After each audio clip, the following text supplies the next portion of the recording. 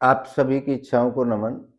आज हम बहुत ही मशहूर आचार्य, कथावाचक गंगा विष्णु जी महाराज हैं हमारे साथ, जो एनसीआर में दिल्ली के आसपास बहुत ही मशहूर कथावाचक हैं, जिन्होंने कई हजारों कथाएं, चाहे भागवत कथा हो, चाहे राम कथा हो, चाहे पुराण हो, चाहे देवी कथा हो, मतलब जितनी भी हमारे जो सनातन धर्म में कथाएं हैं उनके लिए बहुत ही मशहूर हैं।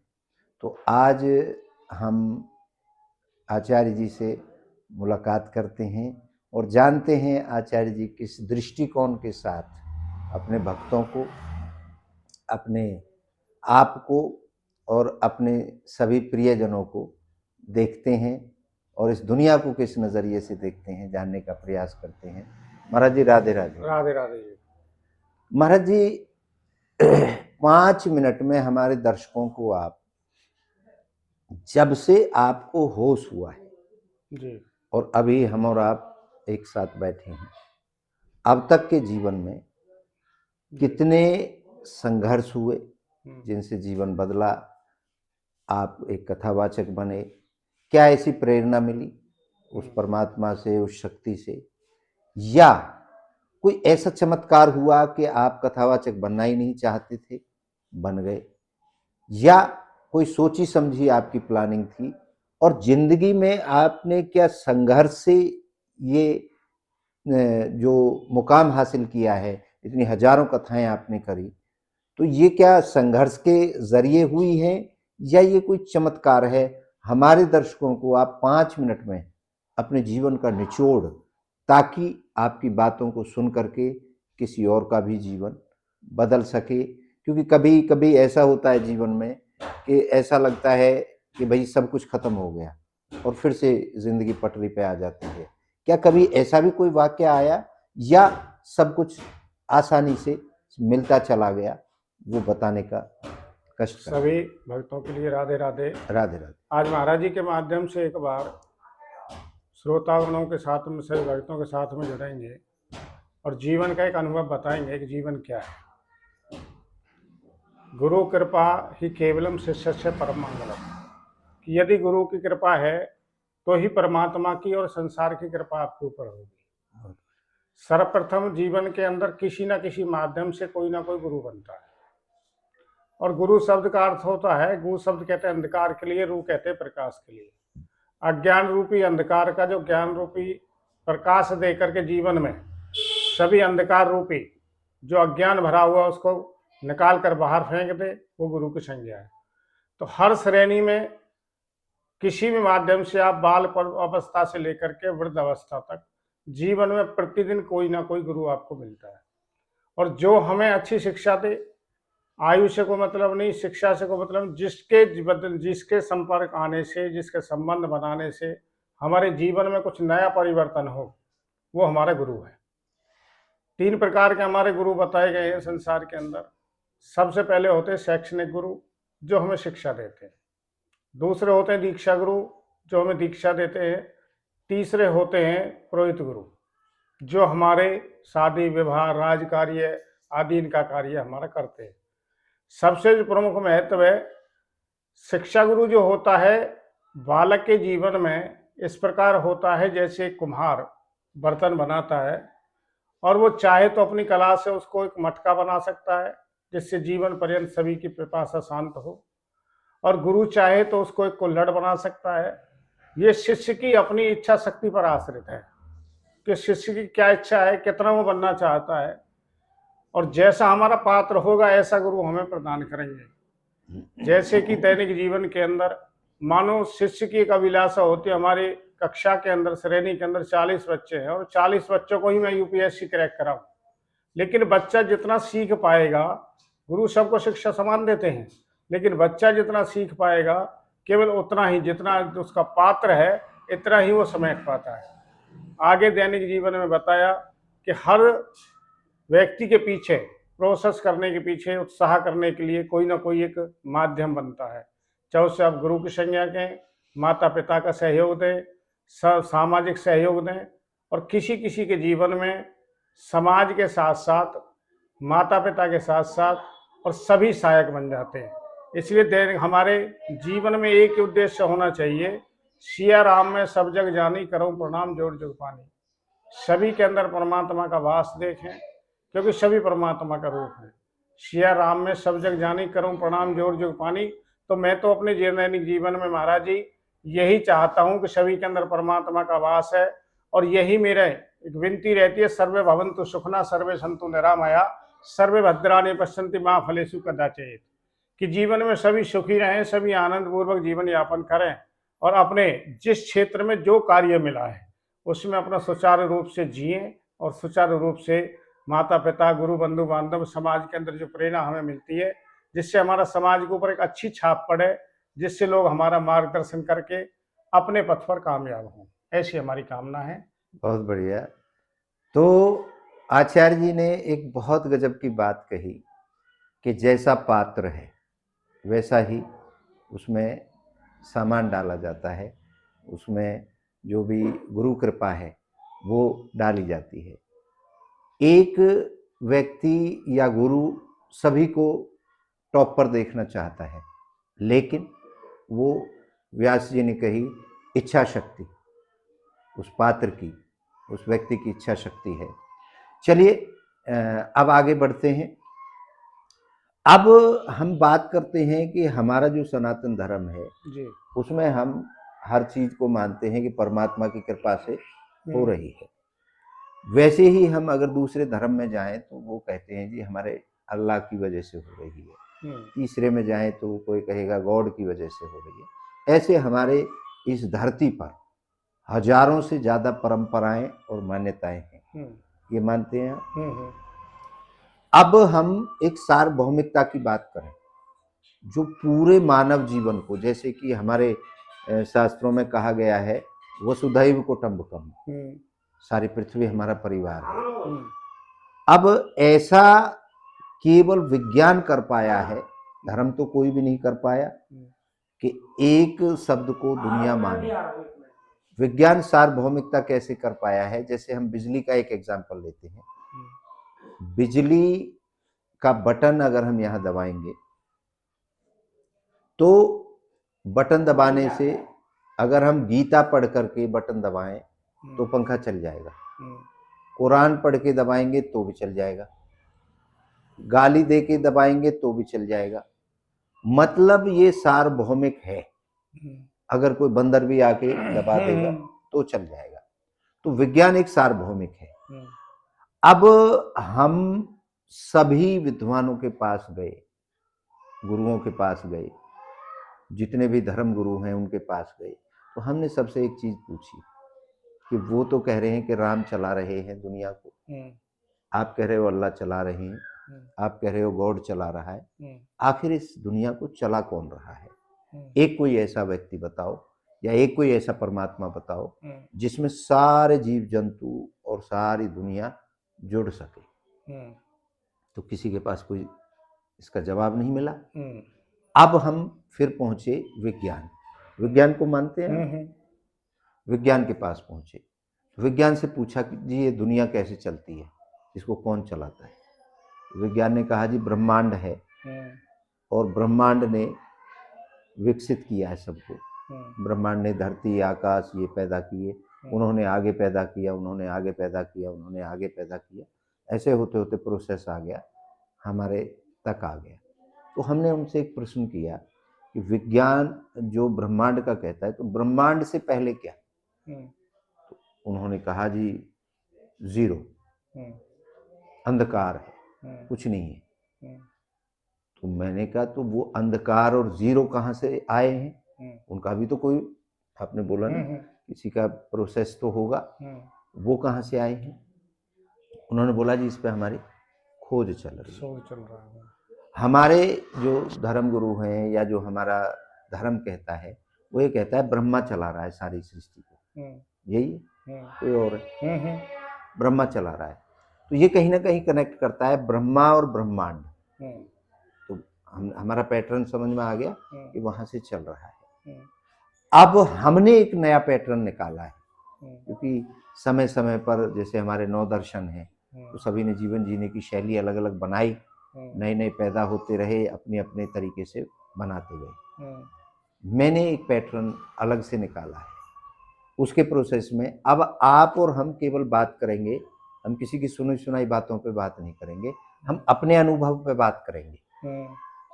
मैं ये जानना चाहता हूँ आचार्य जी, जब से आपको होश हुआ है और अभी हम और आप यहाँ बैठे हैं, क्या आप इच्छा रहित कभी हो पाए हो या नहीं? देखिए महाराज जी, जब तक जीवन है, तो जब तक बच्चा कोई होश संभालता है दैनिक जीवन में, यानी जब से उसकी याददाश्त बनती है, जिससे याद रहे, तब से और जिस समय तक सांस निकलता है, एक पल के लिए भी जो हमारा मन है वो चलायमान हमेशा रहता है, सदैव। मन कभी शिथिल नहीं रहता। और इच्छा जो है, मन की इच्छा से जागृत चलती है, मन से जो हमारी इच्छा की प्रारंभता होती है, ये कह सकते हो आप। यदि हमारी इच्छा पूर्ण नहीं हुई तो क्रोध की उत्पत्ति हो। बहुत बढ़िया। कि चाह पैसों से रुपयों में जाने लगी, और चाह रुपयों से गड्डी बनाने लगी, और चाह गड्डी से लाखों में जाने लगी, और चाह लाखों से कोठी बनाने लगी, और चाह कोठी में गाड़ी बुलाने लगी, और चाह गाड़ी से होटल में जाने लगी, और चाह होटल में बोतल खुलाने लगी। क्या बात। तो ये चाह है हमारी। इसमें चाह का के 2 अर्थ बताए गए हमारे जीवन में जी। कंचन तजना सहज है, सहज त्रिया का नहीं, और मान बढ़ाई ईर्षा तजना दुर्लभ ये है।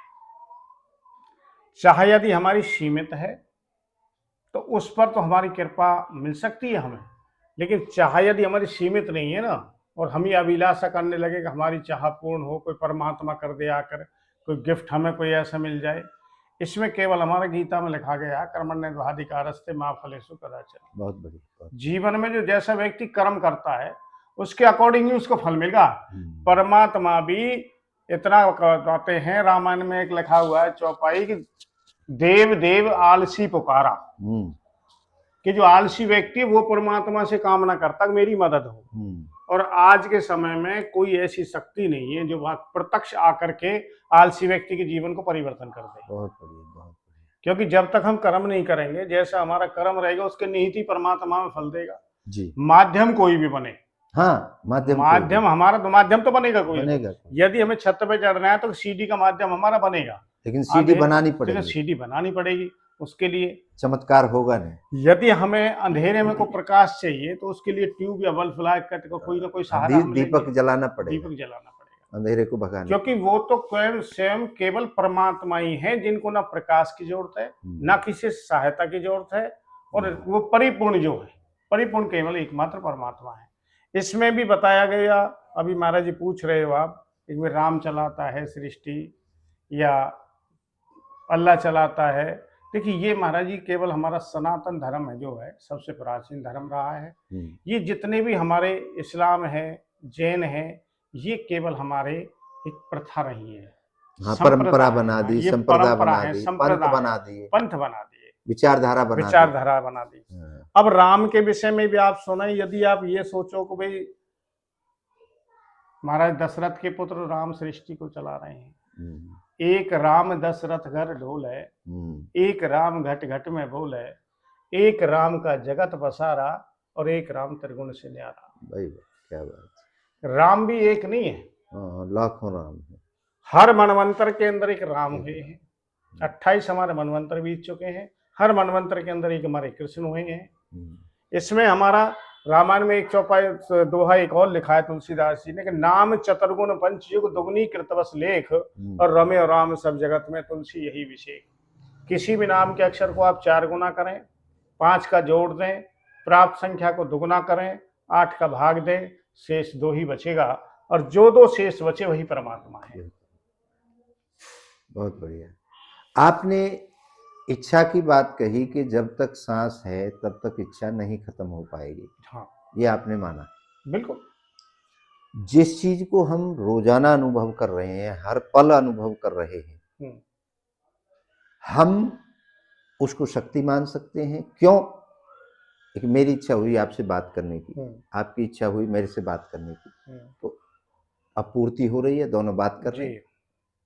तो ठीक है, मैं किसी को नकार नहीं रहा, कोई और शक्ति नहीं होती, सब शक्तियां हैं, क्योंकि एक गुलदस्ता जो बनता है हाँ जी। वो भिन्न भिन्न फूलों को लगा करके बनता है। इच्छा मूल में है, जैसे मैंने अपने दर्शन में लिखा है कि इच्छा की इच्छा हुई, इच्छा की इच्छा हुई, इच्छा की इच्छा हुई, और उसने अंधकार बनाया या शून्य बनाया। शून्य की इच्छा हुई, उसने ब्रह्मांड बनाया। ब्रह्मांड की इच्छा हुई, उसने धरती आकाश जो भी है। और हमारे माँ बाप की इच्छा हुई, हम बने। अब इसका पैटर्न हम कैसे जोड़ रहे हैं? हमारे पास जो हमने एक इच्छा पूर्ति का जो एक पैटर्न तैयार किया है, उसके बारे में आपको बताऊंगा, फिर आपसे वक्तव्य लूंगा। हमारी दो इच्छाएं थी हमारे जन्म से पूर्व। एक हमारे माँ के अंदर जो अंडाणु के रूप में थी, और एक हमारे पिता के अंदर जो शुक्राणु के रूप में थी। करोड़ों शुक्राणु एक ही दौड़ में स्टार्ट हुए, और एक शुक्राणु आप हैं, एक शुक्राणु मैं हूँ। करोड़ों को हमने पीछे छोड़ दिया, या उनसे हम आगे निकल गए, या हमारे अंदर प्रबल इच्छा थी उस अंडाणु से मिलने की, और अंडाणु इंतजार कर रहा था शुक्राणु के आने का। ये दो इच्छा बनी, उससे हमारे शरीर का निर्माण शुरू हुआ। ये दोनों इच्छाएं हमारे मूल में रही। अब जब हमारा जन्म हो गया, अब हमारे अंदर दो इच्छाएं कहाँ कहाँ कैसे कैसे रहती हैं, जो हमने अपने दर्शन में लिखा है। एक इच्छा हमारी रहती है नाभि के अंदर, और एक हमारी रहती है तालवे के अंदर। वो दोनों इच्छाएं कैसे हमें महसूस होती हैं? अभी जैसे एक पानी का गिलास आ गया मेरे सामने, अब मुझे प्यास नहीं लग रही, बच्चा लेके आया, मेरा मन करेगा कि बच्चा लेके आया, मैं इसको पी लेता हूँ। एक इच्छा मेरी कहेगी पी लूं, दूसरी कहेगी कि फिर मुझे पी लूंगा तो ओवर हो जाएगा, नहीं पीता। दूसरी इच्छा कहेगी मत पी, एक कहेगी पी। लेकिन दोनों में जब द्वंद्व होगा और उसके बाद में एक डिसीजन होगा कि मुझे पीना ही पीना है, जब दोनों एक लय पे आ जाएंगी कि पी लेता हूं, तब उसका बीजारोपण हो जाएगा कि भाई अब डिसाइड हो गया है पीना है।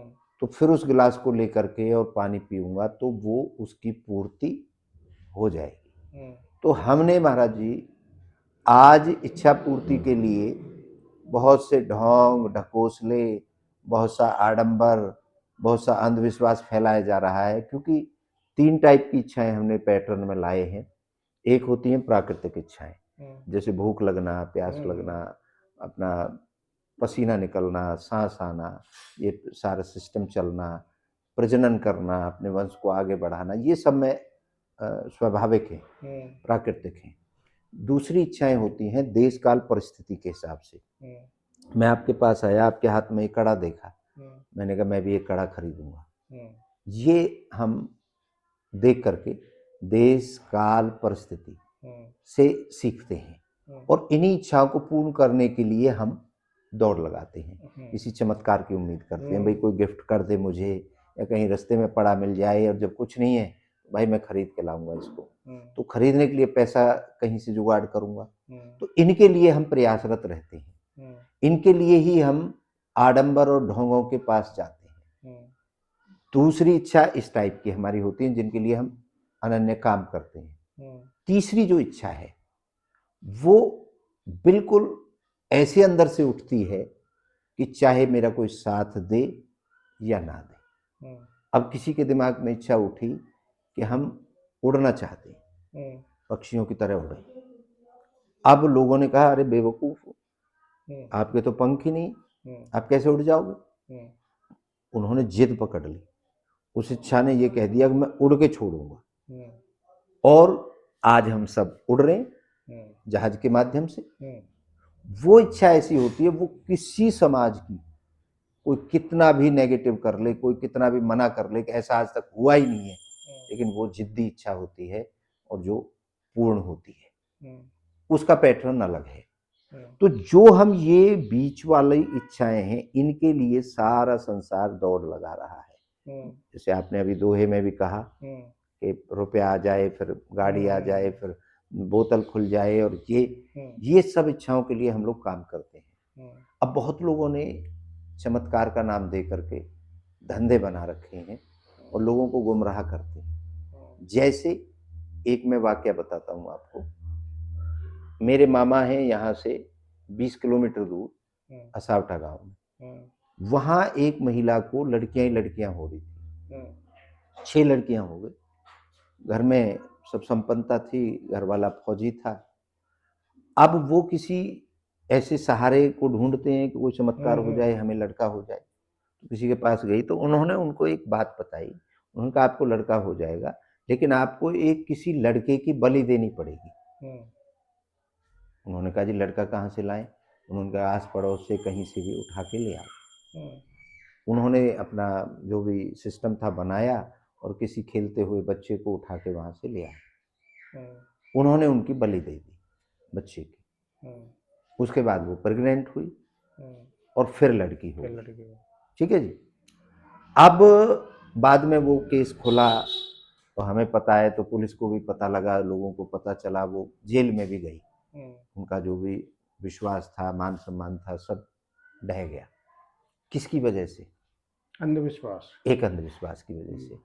अब इच्छा पूरी कैसे होगी कि जब लड़का चाहिए तो ये एक्स वाई का खेल है, ये विज्ञान बताता है। तो अब उस अंधविश्वास से एक्स वाई का कोई लेना देना ही नहीं, चाहे आप कितना भी बाहर आडंबर कर लो। हाँ ये जरूर है, किसी औषधि को खा के, किसी दवाई को खा के, या किसी ऐसे खाने को खा के हमारे जो एक्स हैं, लड़के बनाने वाले हैं, वो ज्यादा हो जाए तो बच्चा अपने आप हो जाएगा। वो हमारा विज्ञान कर भी रहा है आजकल। तो ऐसे आडंबर और अंधविश्वासों को भी जन्म देती हैं ये इच्छा पूर्ति, जो हमारे समाज में सक्रिय है। कोई मौलवी बैठा है, 24 घंटे में आपकी इच्छा पूरी कर दूंगा, आपको प्रेम का ये कर दूंगा।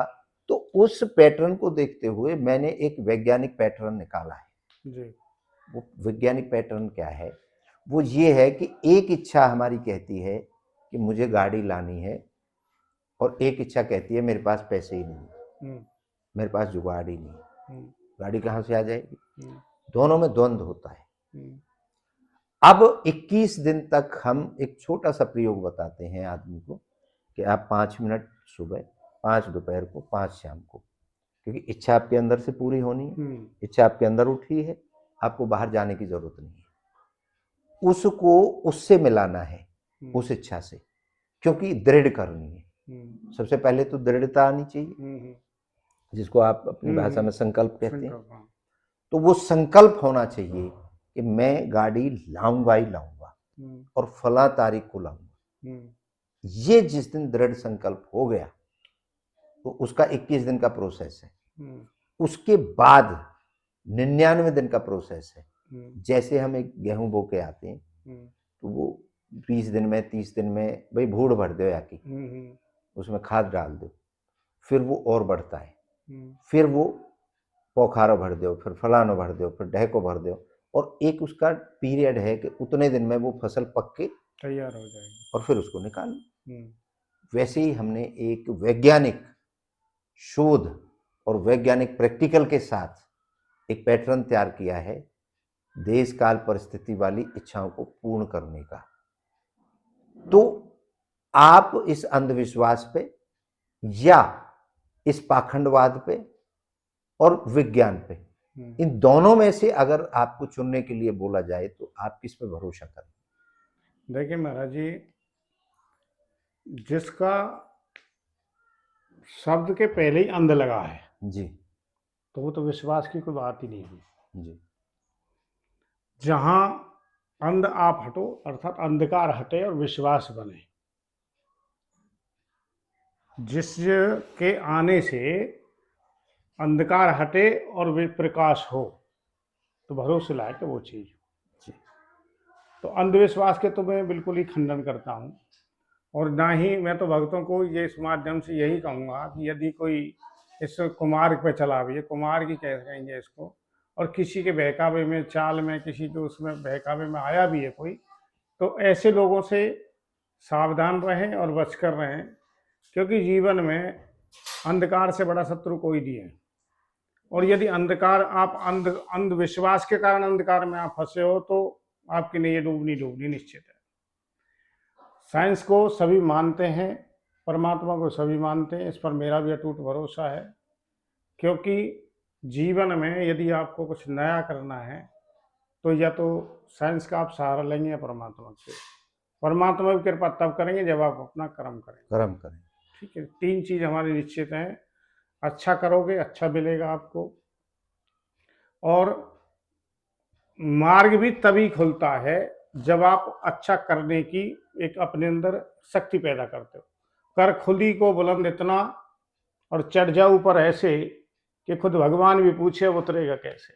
क्या बात। अपने अंदर जी। एक दृढ़ विश्वास ऐसा होना चाहिए किसी भी लक्ष्य की प्राप्ति के लिए जीवन में आप कामयाबी पा सकते हो, क्योंकि जीवन में असंभव कुछ भी नहीं है। जीवन में असंभव कुछ भी नहीं है, लेकिन वो संभव कब होगा जब आप यत्न धीरे धीरे करोगे। धीरे धीरे आप यत्न करें, मंजिल आपकी दूर नहीं। मतलब आपने बोला है कि आपको कर्म करना ही पड़ेगा। हाँ बिल्कुल, चमत्कार कोई नहीं। चमत्कार भी तभी होगी कृपा। अगर आपको कुछ चमत्कार भी देखना है तो चमत्कार के लिए भी तो कर्म है।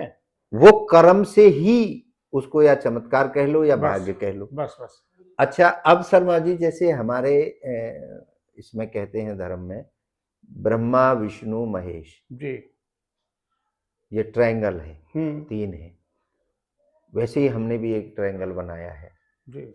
एक वो इच्छा जिसने सबको रचा है, एक वो इच्छा जो हमारी दौड़ लगा के लक्ष्य तक पहुंची जन्म से पहले, और एक वो इच्छा जो अब हमारी उठ रही है, मतलब मेरी पानी पीने की उठ रही है।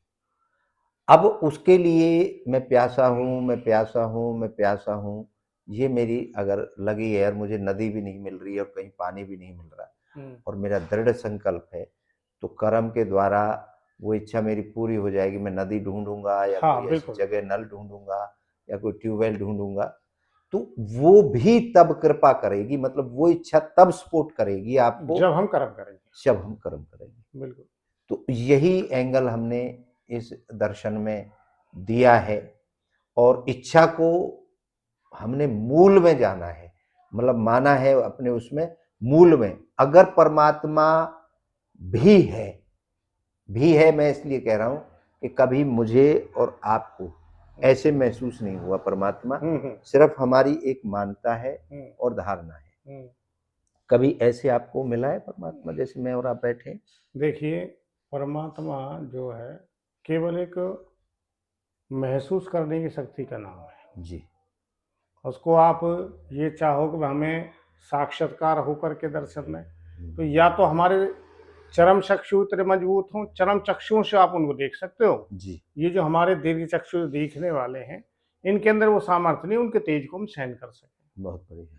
क्योंकि उदाहरणतः बताता हूँ आपको, सूर्य उदित होते हैं सुबह, सूर्य नारायण भगवान, तो जिस समय उदित होते हैं उस समय उनको आप दर्शन मात्र कर सकते हो, लेकिन जिस समय वो प्रकाश में हो जाते हैं तेज पे हमारे अंदर वो सामर्थ्य नहीं उनके स्वरूप को हम देख सकें।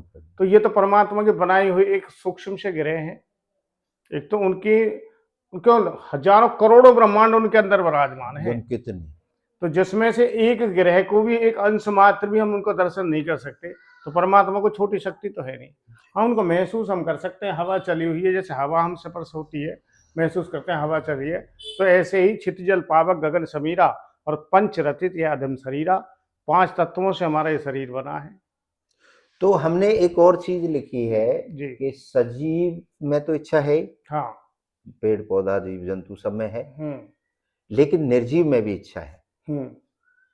इससे आप सहमत हैं? हाँ, होती है निर्जीव के अंदर इच्छा। होती है, बता दिया आपने।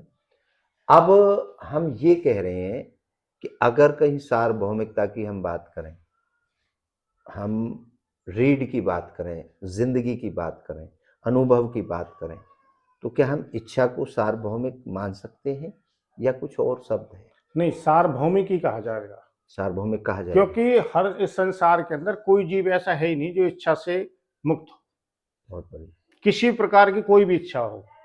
देखिए, विद्यार्थी लभते विद्या, शिक्षार्थी दुखार्थी लभते सुखम। जो दुखी व्यक्ति है उसको सुख की कामना होगी, विद्यार्थी को शिक्षा की कामना होगी। बेरोजगार थी लभते, बेरोजगार जो होगा उसको तो नौकरी की अभिलाषा है। जो धनार्थी है, जो गरीब है, उसको धन की इच्छा है। तो किसी न किसी प्रकार की सांसारिक इच्छा हर व्यक्ति के अंदर रहती है। और परमात्मा को पाने की इच्छा है, परमात्मा को पाने, जो भी XYZ कोई भी इच्छा है। ठीक है। किसी को देखो, भक्त है उसको परमात्मा को पाने की इच्छा होगी, संत है तो उसको संत से मिलने की अभिलाषा होगी, गृहस्थी है तो उसको गृहस्थ में बढ़ने की इच्छा होगी, किसी को संतान नहीं उसको संतान की इच्छा होगी। तो इस संसार के अंदर इच्छा रहित यदि ये संसार हमारा है और संसार में यदि हमको रहना है तो इच्छा तो समाई हुई है सभी के अंदर। चलिए, बहुत सुंदर विचारों से आचार्य जी ने आपको, हमें सभी को समझाने का प्रयास किया। और अब मैं आचार्य जी से विनती ये करूँगा कि आचार्य जी, अब हम इस वीडियो को बंद करेंगे और इसमें आप अपना इच्छा के लिए, मतलब जो इच्छा आपको समझ में आती है, चाहे उसको परमात्मा का रूप दें चाहे कुछ भी दें, एक 500 शब्दों में इस वीडियो का अंत करें अपने वक्तव्य से, अपने भक्तों से, अपने दर्शकों से। आप इच्छा के ऊपर क्या कहना चाहते हैं? देखिए, सभी भक्तों को महाराज जी के माध्यम से बताया जाएगा कि जीव का जिस प्रकार जन्म हमारा होता है, पहले ही मैंने बात कही, और जब तक हमारा अंत समय आता है, व्यक्ति इच्छाओं के जंजाल में जकड़ा हुआ रहता है। इसके विषय में बताया हमारा, लेकिन उसमें भी हमारी इच्छा के विषय में भी 2 प्रकार का हमारा शरीर है, एक बाह्य शरीर, एक अंतःकरण। बाह्य शरीर हमारा स्नान इत्यादि से शुद्ध हो जाता है। अंतःकरण की शुद्धि के लिए हमें यह स्मृत पुंडरीकाक्षम से बाह्य अभ्यंतर शुचि, कि यदि परमात्मा का नाम हम स्मरण करेंगे और उनके माध्यम से जल का आचमन भी करेंगे तो अंतःकरण की शुद्धि होगी। तो अंतःकरण की और बाह्य शरीर की यदि हमारी शुद्धि होती है और यदि हमारा अंतःकरण दृढ़ मजबूत है, अंतःकरण हमारा शुद्ध हो गया, तभी तो हम किसी भी प्रकार की नवदा भक्ति करें, योग के माध्यम से परमात्मा का साक्षात्कार करें। तो इसमें नवदा भक्ति में भी तभी व्यक्ति प्रेरित होगा जब हमें अंतःकरण की शुद्धि होती है। और चाह भी पूर्ति जब ही होगी, अगर हमें परमात्मा से मिलने की इच्छा भी है ना, तो पहले अंतःकरण की हमें शुद्धि करनी पड़ेगी। जब तक हमारा अंतःकरण शुद्ध नहीं है तो परमात्मा हमारे नजदीक भी नहीं आएंगे। परमात्मा क्या, एक शुद्ध आत्मा भी हमारे नजदीक नहीं आएगी। कोई व्यक्ति अगर अंदर से, ऊपर से उजले हैं, अंदर से काले हैं, कपट भरा हुआ हमारे अंदर है, तो सामान्य व्यक्ति भी हमारे संपर्क में नहीं आएगा। अब बात रही सभी भक्तों के लिए, तो मेरे तो यही माध्यम है, यही कहने का माध्यम यही रहेगा कि जब तक सबसे पहले आप अपना अंतःकरण शुद्ध करें, बाह्य शरीर को शुद्ध रखें, अपना जो परमात्मा ने कर्म आपको दिया है उस पर निहित रहें, उस कर्म पर चलें और अच्छा करें। देखिए, अच्छा यदि आप करेंगे, वर्तमान यदि आपका अच्छा है तो भविष्य अवश्य उज्जवल रहेगा, और वर्तमान यदि हमारा अच्छा नहीं है और भविष्य में उज्जवलता की कामना रखें हम, तो जीवन में कोई भी शक्ति ऐसी नहीं जो आपके भविष्य को उज्जवल कर सके। कोई चमत्कार नहीं है, कोई चमत्कार नहीं। परमात्मा कृपा नहीं कर सकता। परमात्मा कृपा करेंगे कि परमात्मा कर्महीन पर कृपा नहीं करते हैं कभी भी। बहुत बढ़िया। क्योंकि रामायण के अंदर बिल्कुल लिखा हुआ है स्पष्ट, भगवान तुलसीदास जी महाराज ने लिखा है हमारे कि देव देव आलसी पकड़ा, परमात्मा से मदद की अभिलाषा वो व्यक्ति करता है जो कर्महीन है। और आलसी व्यक्ति, पड़े पड़े हम ये सोचने लगे करोड़ों रुपए हमारे पास में आ जाए और हमारी उठने की भी सामर्थ्य हमारी है नहीं, उठ के हम कोई कर्म नहीं करना चाहते, तो कोई ऐसी पावर नहीं, कोई शक्ति नहीं, करोड़ रुपए की बात के खाना भी अंदर पहुंचा दे, उसके लिए हमें कर्म करना पड़ेगा। तो जीवन में कर्म ही सार है, क्योंकि गीता जो स्वयं भगवान की वाणी है और भगवान ने गीता में यही लिखा है कि कर्म आप अच्छा करें और फल की चिंता ना करें। क्या बात। जैसा आप कर्म करेंगे ऐसा स्वतः ही परमात्मा उसको फल देते हैं, किसी किसी माध्यम से दे उसको फल मिलेगा। मतलब वो जो सपोर्ट करेंगे वो कर्म को ही करेंगे, कर्म को करेंगे, बगैर कर्महीन को नहीं करेंगे। चलिए, आचार्य जी का बहुत बहुत धन्यवाद। हम सबको एक नया दृष्टिकोण सोचने के लिए, विचारने के लिए और पाखंडवाद के लिए, अंधविश्वास के लिए आचार्य जी ने पुरजोर खंडन किया है उसका। और आपकी सबकी इच्छाएं पूर्ण हो ऐसी हम सभी कामना भी करते हैं, लेकिन कर्म के द्वारा होंगी। जब तक आप करेंगे नहीं तब तक नहीं हो सकती। बहुत बहुत धन्यवाद आप सबका भी। और आचार्य जी आपको एक बार पुनः राधे राधे। राधे राधे। धन्यवाद। सर्वे भवन्तु सुखिनः, सर्वे सन्तु निरामया, सर्वे भद्राणि पश्यन्ति मा फलेषु कदाचित्। जय हो। सभी सुखी रहें, सभी आनंद पूर्वक जीवन जिएं और सभी अपने अपने कर्म पर चलें, ऐसी हमारी कामना, ऐसी हमारी सभी के लिए। राधे राधे। जय हो। जय श्री राधे। हाँ बेटा ला।